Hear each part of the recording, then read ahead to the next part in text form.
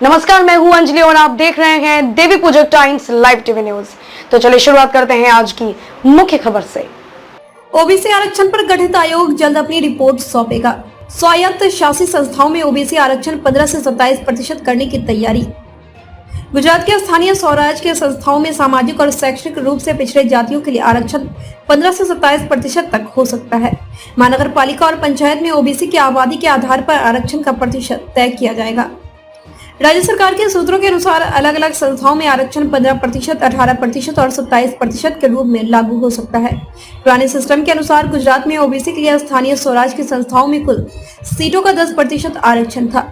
कुछ समय पहले गुजरात राज्य निर्वाचन आयोग ने सुप्रीम कोर्ट के आदेश का पालन करके सभी स्थानीय स्वराज की संस्थाओं से ओबीसी जातियों के लिए आरक्षण रद्द करने का आदेश दिया था।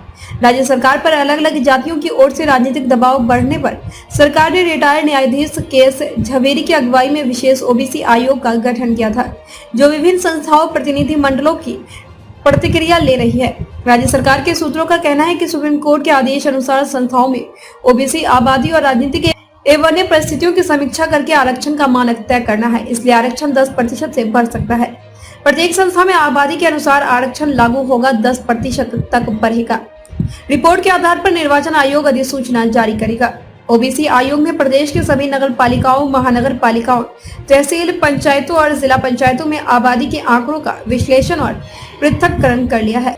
राजनीतिक दलों और जातियों ने अपनी सिफारिशें आयोग से की है। आयोग जल्द ही अपनी रिपोर्ट राज्य सरकार को सौंपेगी, जिसके आधार पर राज्य निर्वाचन आयोग नए सिरे से आरक्षण के मानदंडों की अधिसूचना पूरे राज्य में लागू करेगा। राज्य की कुल आबादी का 52% ओबीसी, 182 में से 50 सीटें पर प्रभाव। भाजपा को सीधे राजनीतिक फायदा मिल सकता है। आगामी विधानसभा चुनाव में यह मुद्दा भाजपा को बड़ा फायदा कराएगा। गुजरात में जाति आधारित राजनीति चल रही है। इसका उदाहरण पिछले चुनाव में आरक्षण समेत जाति के आंदोलन में दिखाई दिया था।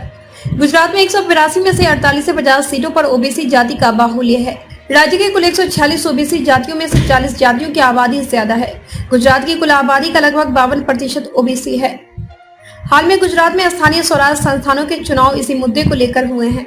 नए आरक्षण मानदंड लागू होने के बाद विधानसभा के चुनाव होंगे, इससे भाजपा को एक बार फिर संस्थाओं में वर्चस्व जमाने का बड़ा अवसर मिलेगा।